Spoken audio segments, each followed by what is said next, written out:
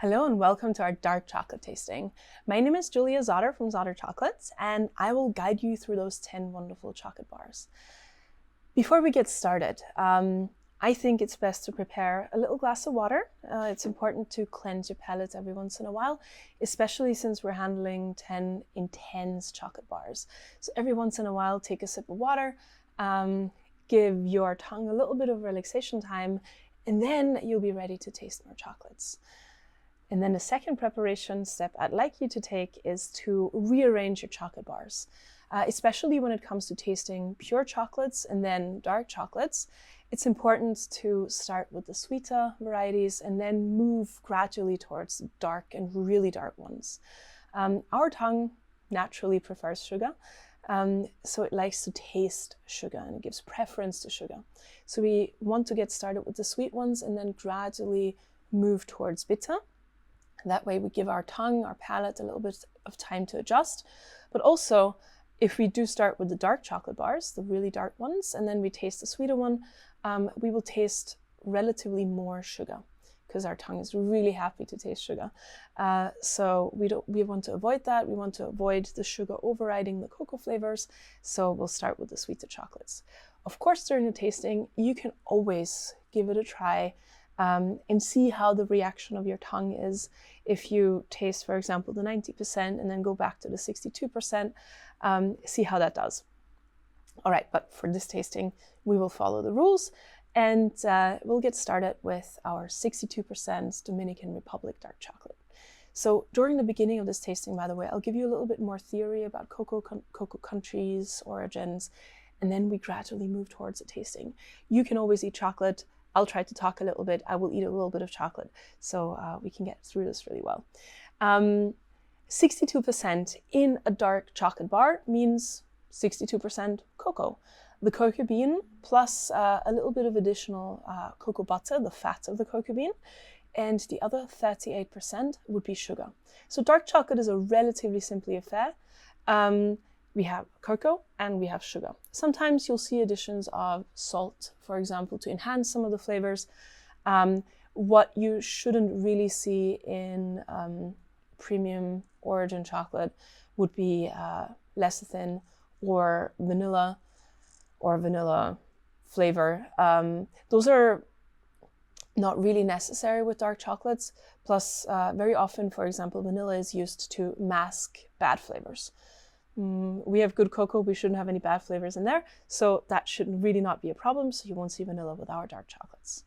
The Dominican Republic has a special place on the cocoa map because it is the world's largest producer of organic cocoa. We are a purely organic and fair trade chocolate factory, so naturally to us, the Dominican Republic is a very important supplier. The Dominican Republic is situated in the Caribbean on the island of Hispaniola. It being an island obviously means that there's a certain protection from diseases and illnesses for cocoa. Hence, the reduced need to protect against those illnesses. And that's why the Dominican Republic is so very well suited for organic agriculture. For dark chocolate, a little bit of taste advice. When you open your chocolate bar, at first, you want to look at the bar itself. It should be glossy. It should have a shiny surface. It should have a clean smell, already giving you a little bit of an idea of what's to come. And then, of course, there's a snap. Dark chocolate, because of its high cocoa content, should have a really clean snap. That means that chocolate has been tempered well. Tempering basically means setting the chocolate bar and developing that structure in it that gives it stability, but also a nice melt. Now you'll see that I eat relatively small pieces of chocolate, not more is necessary. Obviously you can eat the entire chocolate bar, but for just a taste experience, a tiny little bit is enough. So you'll see with these little chocolate bars, they can actually last you a while. Or it's easy to share them. In this case, this is already a sweeter chocolate bar. 38% sugar, but you can still feel the power of the cocoa shining through. Dominican Republic has very intense cocoa flavors.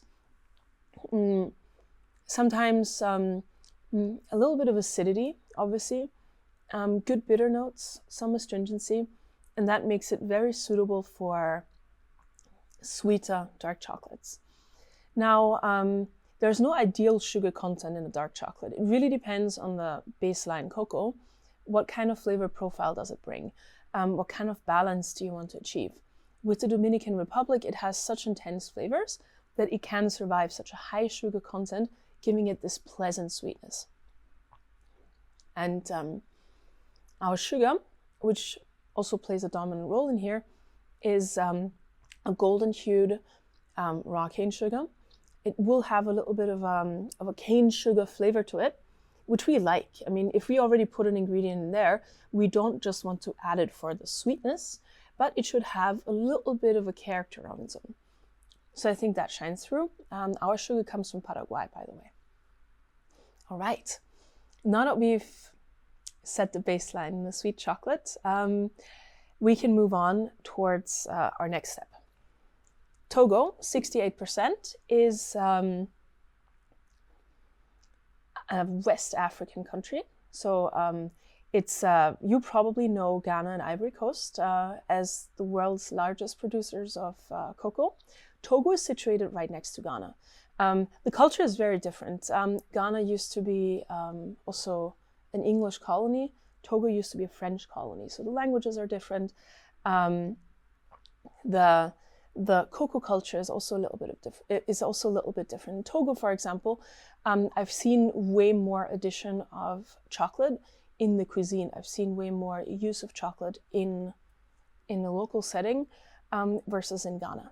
So Togo is not a very well-known country on the cocoa map just yet, just because it hasn't had that cocoa boom. It doesn't have such high quantities of cocoa production, but it has excellent cocoa nevertheless. What happens there is that cocoa farmers collect their cocoa fruit from their gardens. They're usually very small gardens, so we're talking not even a hectare per family, which they also use for other food crops. Fruit are harvested when they're ripe. They're fermented on site in front of their doors, so it's a heap fermentation usually, and then also dried in front of their doors. So every farmer does their own fermentation and drying. In the context of all of our cocoa suppliers, that's really rare. We usually work with central fermentation and central drying. However, this individual drying also yields very interesting flavor profiles. It's even more susceptible to the weather, so the cocoa flavor might change from year to year. Typical for West Africa though, it has a very strong chocolatey flavor to it. So lower acidity, lower fruitiness, more cocoa and chocolate flavors, which is pretty good for, if you want a chocolate bar. So give it a try and let's see what you think. I want to jump directly to the Uganda 70%. Uganda in East Africa is obviously very different to Togo. There's more tropical rainforest, there's different cocoa varieties, it has a different cocoa history. Our cocoa suppliers are Latitude Trade. They're a social enterprise, and they work with farmers in the Bundi-Bujo region. So in Uganda, there's one major cocoa production region, which is called Bundi-Bujo. It's in a very interesting location. It's wedged between the Rwenzori mountain range, which is one of the highest mountain ranges in Africa, and the Congolese border. So it's a valley. It's a very, very rainy, wet valley that lends itself really well to cocoa production, but also other crops. So there might be maize, there might be bananas. Very often you can get crops more than once a year, which makes it so attractive for farming and also for cocoa. The problem there is the conditions that make cocoa grow really well are really, really bad for fermentation and drying. So humid conditions, not too hot, too much rain, that all makes fermentation really, really difficult. Fermentation usually takes 5 to 6 days. It needs a certain temperature to really work and to develop the flavor profiles of a cocoa bean. And then we still have the step of drying.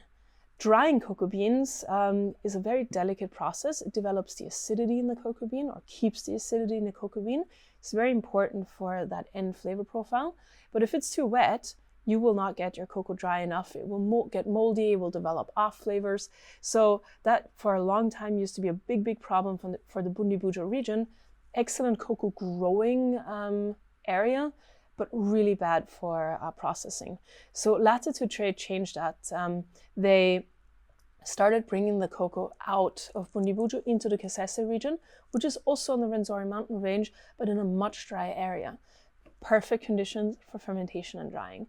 So here we can see what happens if, you know, you put a socially minded enterprise to the task of making life for the farmers easier, but also making quality a main objective.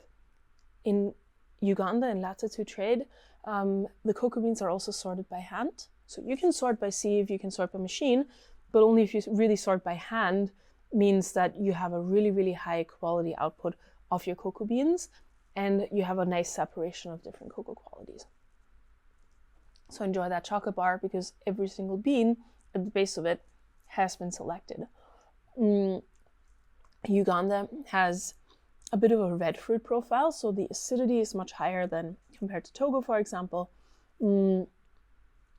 Fruitier, brighter, more acidity. Some of you might enjoy a chocolatey chocolate bar, and other people might enjoy a fruitier chocolate bar. So this is a great way to compare. 86% and 70% is not such a big difference.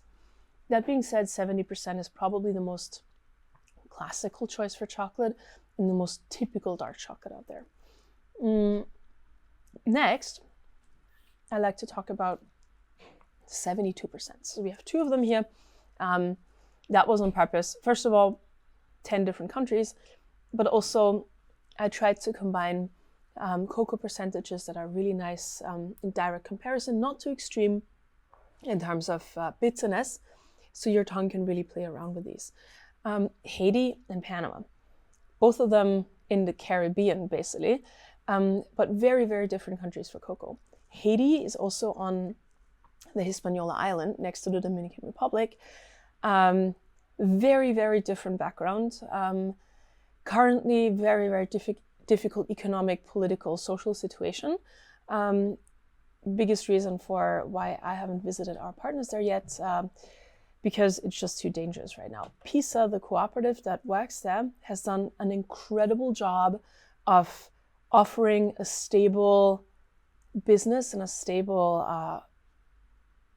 market for cocoa beans for their surrounding cocoa farmers. It's a stable income revenue stream.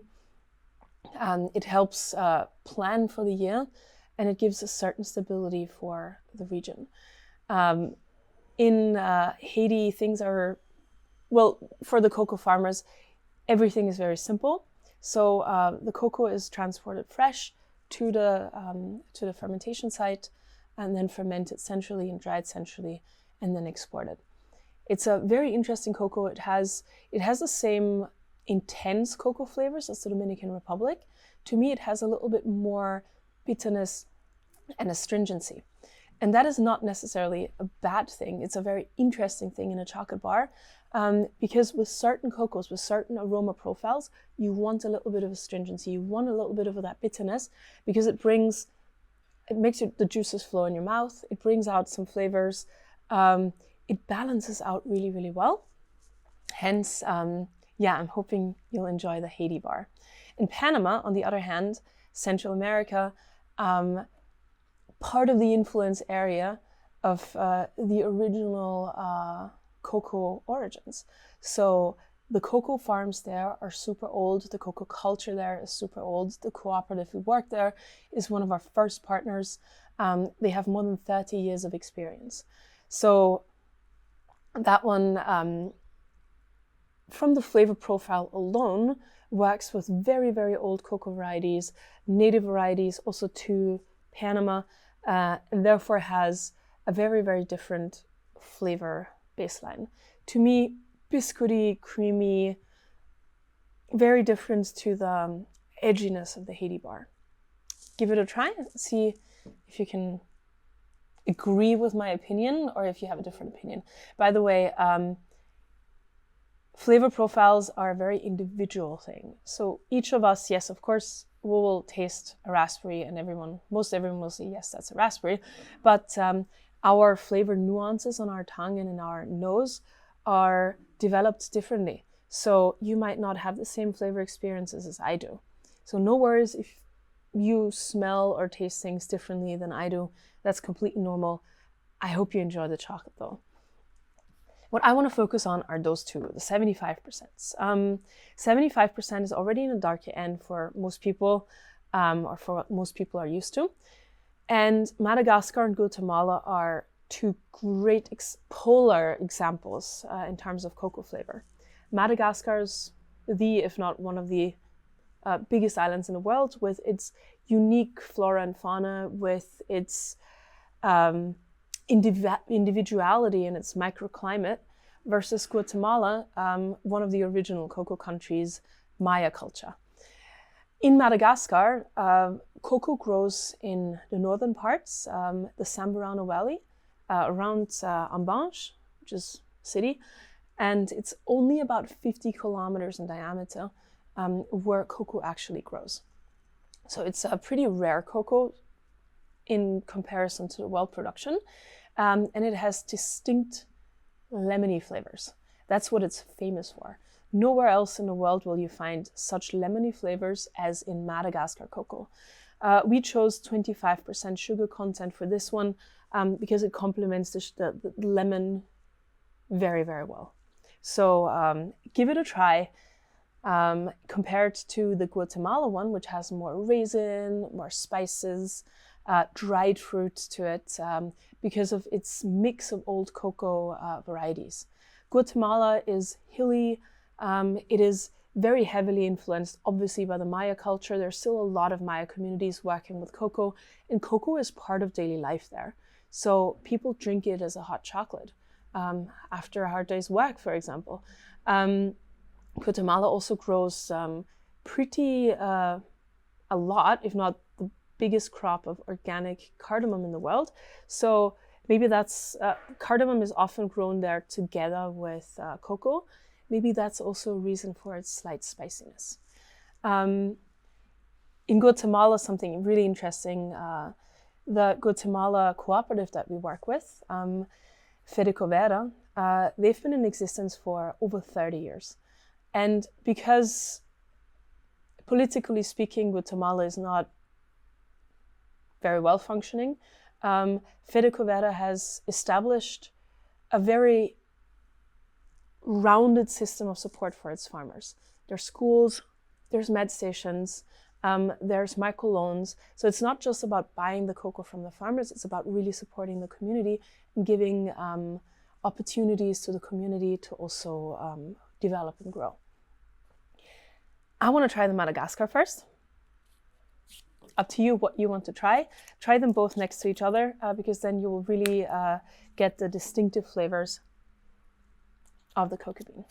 So fermentation obviously has a huge impact on cocoa flavor, because only through fermentation will we really develop the cocoa flavors. Fresh out of the cocoa pod, a cocoa bean doesn't really taste like chocolate, doesn't have that flavor profile. It needs fermentation to develop it.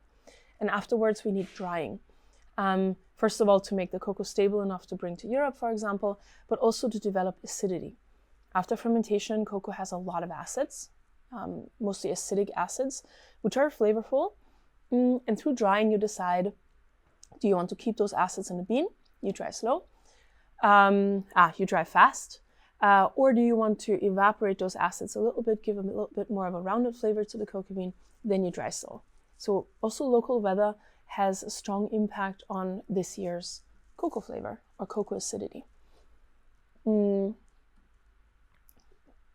That's also why we generally prefer centralized fermentation and drying, because it gives a little bit more stability and control over the process. So for me, the lemon flavors in the Madagascar cocoa are pretty strong, especially if you're already in the subject of dark chocolates. Now we're moving on to the darker areas. Belize 82%. Super interesting to compare next to the Guatemala. Belize and Guatemala are neighboring countries. Guatemala still believes that Belize is part of its own territory. Belize is an independent state though. So it's a very interesting political situation. But apart from that, Belize and Guatemala are heavily influenced by Maya culture. People migrate back and forth. Guatemala is hilly, very tropical as well. But Belize is Caribbean. It's flat. The culture, the way people think and live is very, very different in both of those countries. For Belize, we have a very special way of transportation. We transport the cocoa from Belize to Europe by sail ship, the Aventure. It's an annual project, so the Aventure will stop there once per year, load up with cocoa beans, and then bring them over to Europe. The journey will take about 2 months, more or less, depending on the weather. And 82% is already pretty dark for a chocolate bar. What I want to focus on, though, is the 90% Bolivia. Try that one. Just open it. Bolivia is, again, one of the original countries for cocoa. Most of you will think of Bolivia as, the Andes state. Yes, La Paz is really high up in the mountains. There's alpacas, there's llamas there. There's, Andes culture. But Bolivia does have a tropical rainforest as well in the lowlands. It has hotspots of biodiversity. And also cocoa fits in really, really well there. So snap off a piece. 90% is already pretty dark. But the cocoa of Bolivia is very smooth. So it just needs the 10% of sugar to give it a little bit of a sweetness, but it will thrive well in that high percentage area. The cooperative that we work with, El Cebo, is also really interesting in the aspect of they produce their own chocolate. So I think that's a really important thing to do as well. Make the cocoa available for the local population as well. Most countries that produce cocoa do not have their own chocolate factories. But in Bolivia, El Cebo has managed, and they're actually pretty famous there. And we're really happy that they share their cocoa with us. See, in that once you train yourself to go darker with those chocolate bars, even a 90% is not going to be as extreme anymore, especially if you take a little piece. Train yourself, take the time. With such high cocoa percentages, we can also taste more of the roast profile of the cocoa bean. So roasting is a delicate matter. You can roast high, you can roast low, depending on the baseline of flavors in the cocoa bean. In this case, the roast is meant to bring out roasty flavors. Nuttiness, a slight bitterness, and just a little bit of acidity to balance it out. And for the last chocolate bar, now that we've moved towards the extremes, is the 100%. Peru, we chose a very smooth chocolate or very smooth cocoa for the base of our 100% dark, because it will give you the full power of cocoa. Cocoa has more than 600 different flavors. Hence, it's so intense in flavor, as you will see in a moment. Hence, we sometimes or very often need sugar to balance that out a little bit. Or milk powder for milk chocolate, for example. However, it is possible to enjoy a 100% as well. Take a small piece, let it melt slowly. You will immediately see the difference between the Bolivia and this one. Bolivia doesn't have a lot of acidity, more the roasty notes that we wanted to bring forth. With the Peruvian one, you get some spices. To me, it's a little bit cinnamon. Cocoa doesn't have a lot of natural sweetness, but it doesn't have a lot of bitterness either. It's creamy even, it melts. It has acidity, but only slightly in the background. And with such high cocoa bean content, you can also detect a little bit of olive maybe, but mostly to me, it's those spice notes. And that's why I really enjoy dark chocolate or 100% dark chocolate. is the flavor is so intense, you can just keep it in your mouth for a really long time and just go through those flavors like a flavor arc. Even a tiny little piece will get you far, and you can play around with that chocolate bar for quite a while. All right, I hope you enjoyed our little chocolate tasting. I hope you learned something new. I hope you didn't end up hungry in the end. And while I hope you found a favorite, I hope that you also found aspects that you like with every single one of those chocolate bars and all the different sugar and cocoa contents. All right, see you next time. Bye.